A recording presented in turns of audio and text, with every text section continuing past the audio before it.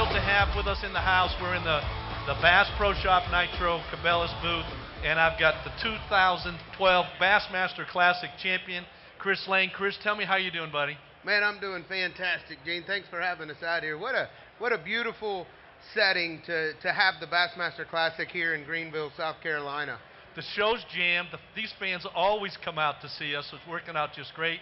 And I know folks pretty soon are beginning to head over to the weigh-in. They're going to be taking a look at Bobby Lane and seeing how he's doing. Yeah. You know, they've been watching all these guys, you know, up and down the live leaderboard and Bass Track and going through it, and it's shaken up to be one of the most, you know, probably unbelievable classic weigh-ins at the end because it's going to be so tight. Yeah. And, you know, the Lake Hartwell has the fish has that 7 or 8 pounder that could jump that guy into the lead, and it could happen at the very end of the day. So it's going to be exciting. The show's exciting.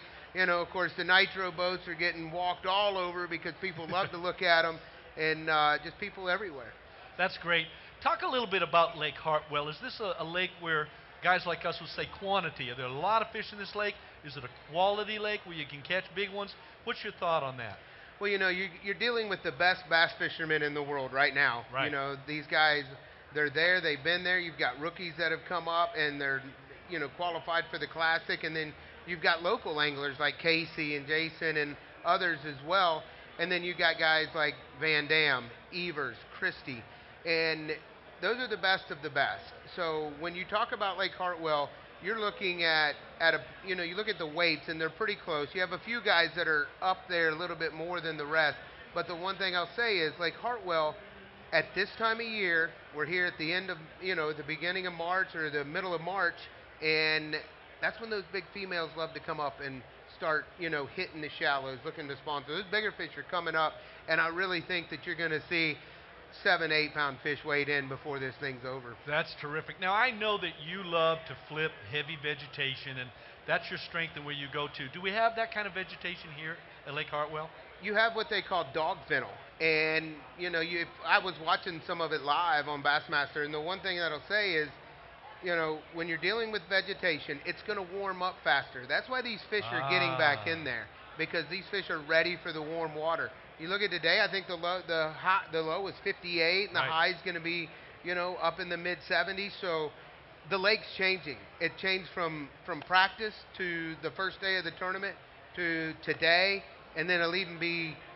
I look for tomorrow for somebody to have that 24 to 25 pound bag. So really, it's the angler out there that makes the adjustments. What you're saying is we've got ever-changing conditions here.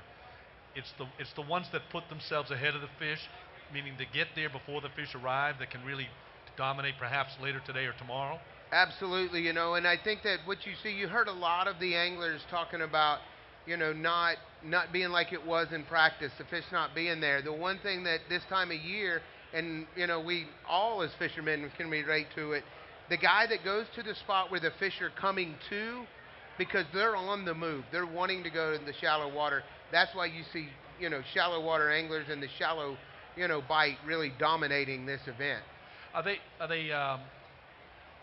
attacking these fish with moving lures? Are they attacking these fish with, you know, flipping a jig or with stuff that they're letting sit? Tell me what you see going on there. I think it's moving lures right now, you know, because they're on the move. If they hit an area or a stretch where they had 3 or 4 bites, you know, and they don't get bit, they're going to be 100 yards further down or 200 farther back towards the creek, the backs where the warmer water is.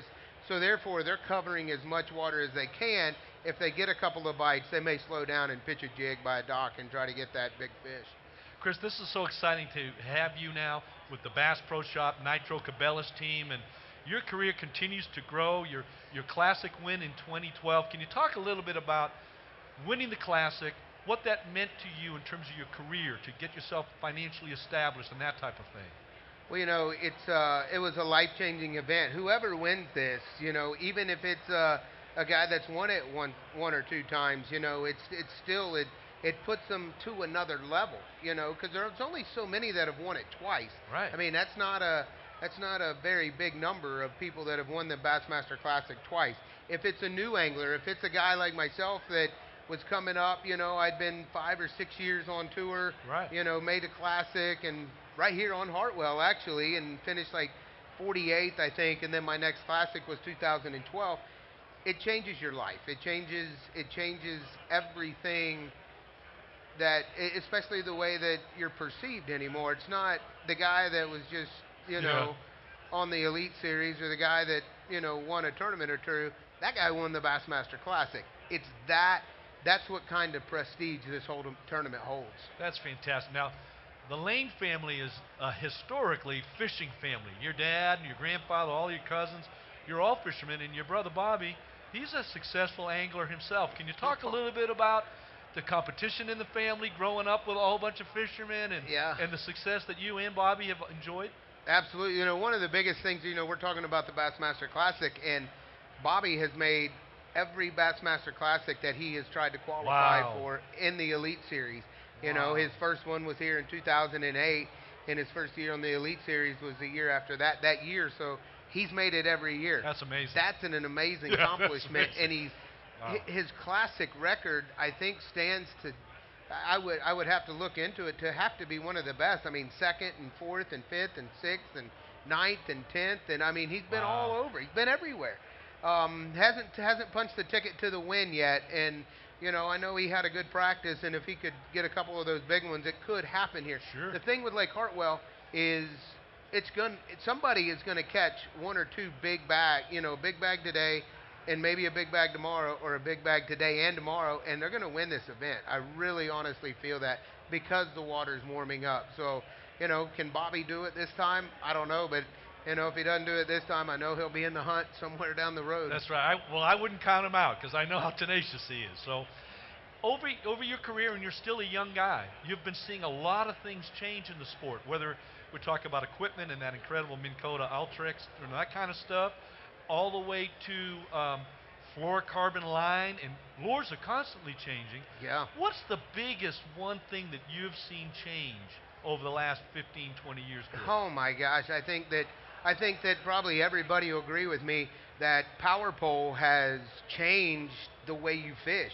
It helps you catch more fish. It allows you to have total boat control. And when you talk to these anglers and guys that have used, I've used them for 11 years or 12 years now, and it's just an amazing tool to help you catch more fish, to give you more total boat control, and then of course the new charge and the new vision and everything that they're coming out with, it's just amazing. So that would be the #1 product in the last 15 years. I know I got them on my shirt, but if you got one on your boat, it's unbelievable. Can you just, for our fans out there, that everyone should know what a power pole is, but for those who don't, can you just describe what the power pole is, how you deploy it, and how you use it out there to catch more fish? Well, the greatest thing about the power poles, it's shallow water anchor is what it is, and they go up to 10 feet, and you just push a button, and they automatically go down. It's hydraulic anchor. They got, heavy-duty hoses on them. Everything's wireless now. See, before you had relays and everything. Right. Everything about a power pole now is wireless. You put the brushless motor in, you hook it up to your, you key it in to where it's your dash switch and your remote, and you're done. You got a remote up front, you got a remote in the back, you can have a remote around your neck, and do it from your truck if you want. Many a times I've backed my boat in because we're doing it by ourselves. Well, I'll just hold it on my neck and back the boat in, it goes off, power pull down, away you go. So it's just it's a tool. Like when you're fishing, one of the biggest examples that I can use is down there in Florida, and it's windy, and if you catch a fish or two by these lily pads and the wind's at your back and it's blowing you, before you would have to turn your trolling motor and blow it out. Now you make that cast, you catch a fish, power pull down, put him in the live well, catch another one and another one and another one. Isn't that amazing? Plus, the other thing too is if you're fishing shallow, and that's where we're going to use a power pole, if you're fishing shallow, you want to have the ability to pick an area apart. Absolutely. And I know that you're a very patient angler. I'm not. I'm not. So if I've got a weakness, it's I'm fishing too fast. One of the things that's great about an underwater anchor is that it keeps you in that spot and lets you pick that vegetation apart.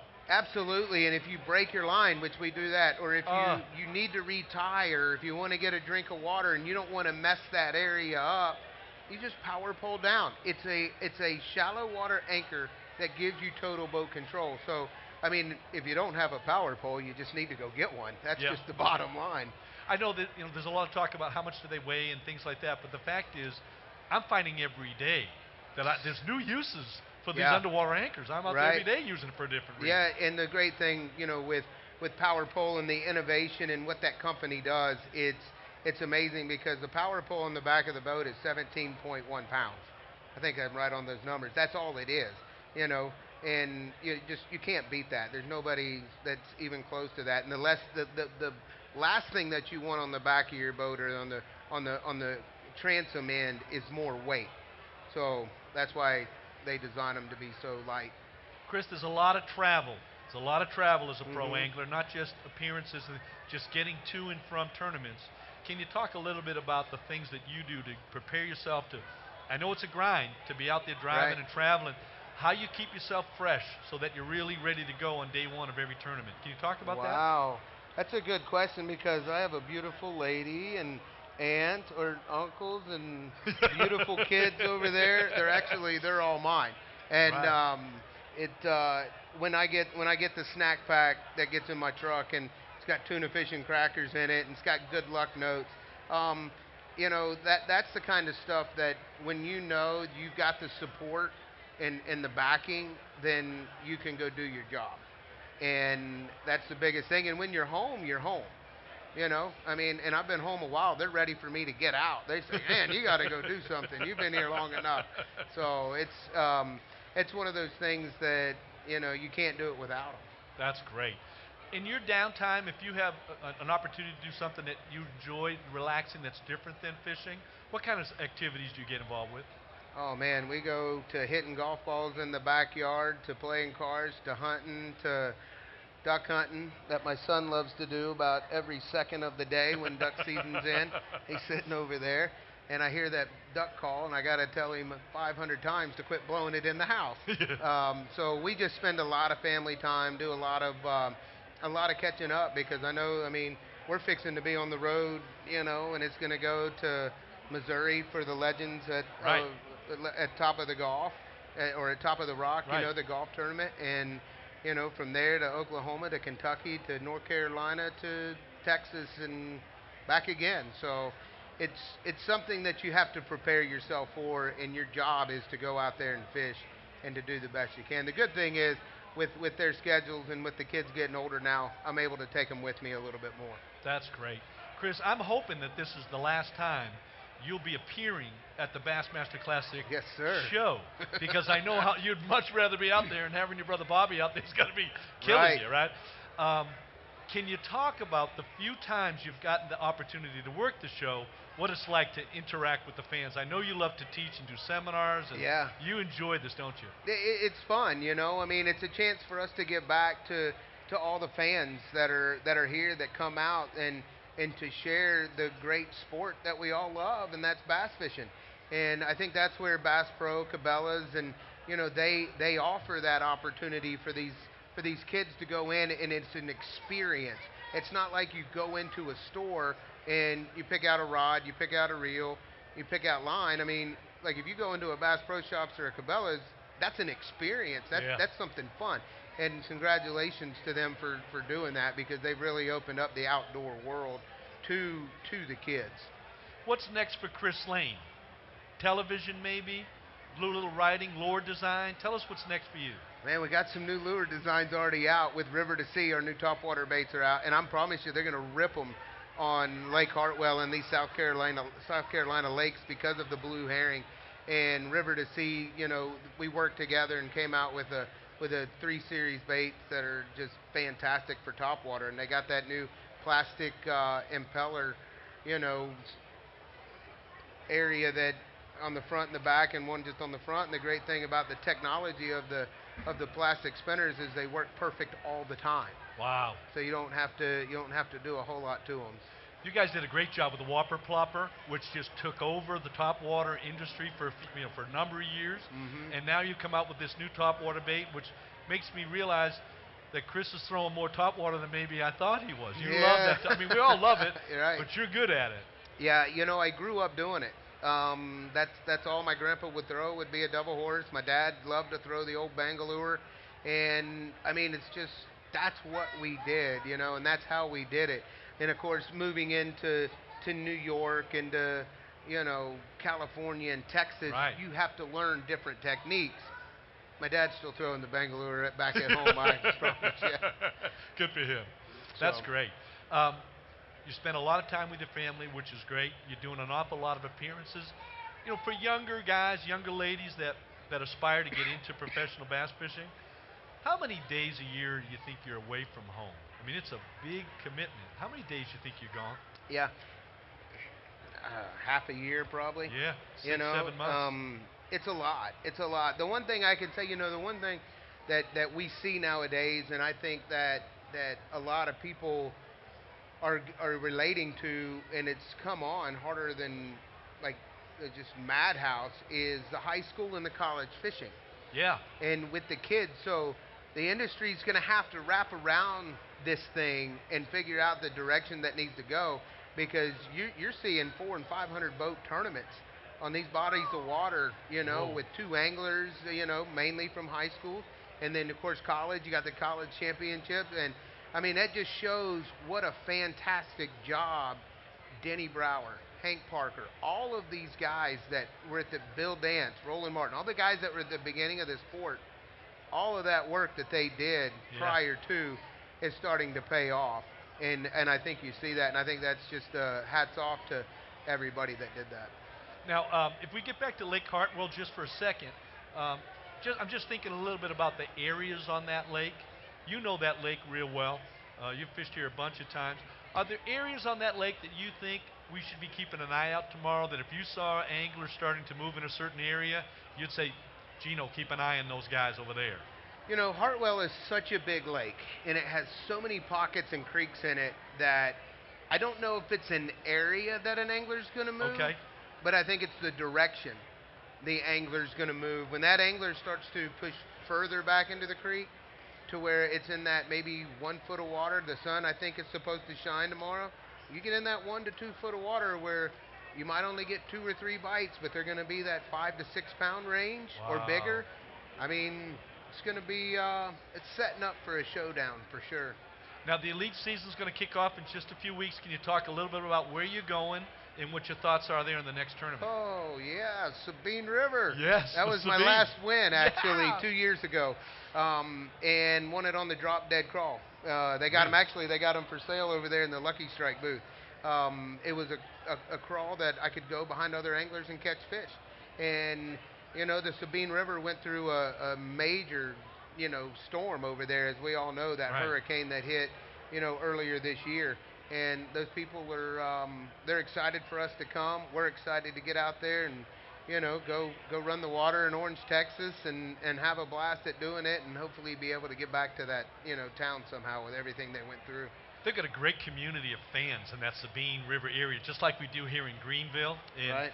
so when you guys go down there, 100 of the top anglers in the world, all knowledgeable, all experienced, all on the water with incredible tools. Whether we're talking about underwater anchors, we're talking about electronics, and you're going to have to spend time fishing behind somebody, right? Can you talk a little bit about your mindset and the things that are different for you when I got to follow Kevin Van Dam down a bank, or I got to follow Tommy Biffle down a bank, or I got Gene Ellison, he fishes fast with crankbait. You've got to alter your strategy to attack that, because you know there's fish there, and you're going to fish it different, aren't you? Yeah, you're probably going to have to fish it a little bit different. And here's the craziest thing about this. If y'all are ready for this, they shut Louisiana off. We're not allowed to go fish Louisiana waters. Wow. Everything is going to be in Texas. You're going to see 2 to 3 hour runs one way. You're going to see guys fishing just a canal for an hour and then turn around and have to run all the way back. Wow. It's going to be crazy. It's going to be that. Now, you talk about a showdown. The Sabine River is going to give you one. Wow. What are your thoughts when you do have to fish behind somebody? Are you thinking about what they did maybe, or you're focusing on you and trying to do something different? Well, you really don't ever want to fish behind these guys because Right, they the are vacuum so cleaners. good. They are good. But I will say that if in situations like this where you are going to have to fish behind people, I think that you really the mentality of it really needs to be, how can I be different, Right. and how can I be better? And I think that's the biggest. That's going to be the biggest. That's going to be the biggest difference when it comes to that event, because in timing, in your mind, you got to know when to go and when not to go, and that's going to be big. Got it. Your very first fishing trip. Who took you on your first fishing trip, and do you remember catching fish, or do you have a great memory from that day? Oh man, I would have to say I think it was my dad and my grandpa. I mean, we all went as a family. I remember one time we went camping, and my mom's gonna get mad at me for saying this, but we went camping, and my dad got up and took my two brothers. Well, I wanted to go, so I went. And they went off. I could hear the boat leaving out of the canal. I went tearing off down to the boat ramp. I think I was 4 years old, and I was gone for a while. And then my mom finally found me by the oak tree and put me back in the tent. I was ready to go fishing. Of course you were. That's the only way it should be. So, That's right. hey, listen, it's been such a great time chatting with you. I know you're going to have a great season out there in the elite field, and I just want to thank you for spending time and sharing with all our fans. You're a heck of a champion. Absolutely. You're Thank a great you very friend. much. It's really good to see you, Chris. Appreciate Thank you. it. Good luck out there, my Yep, friend. thank you. Hey, thanks for joining us here at the Bassmaster Classic. If you're in the area, come on down and join us. There's a lot of fun going on here. There's 3 giveaways going on. We're going to be here again all day tomorrow to wrap up and crown the 2018 Bassmaster Classic champion here at Lake Hartwell, South Carolina. We want to see you here. Come see us.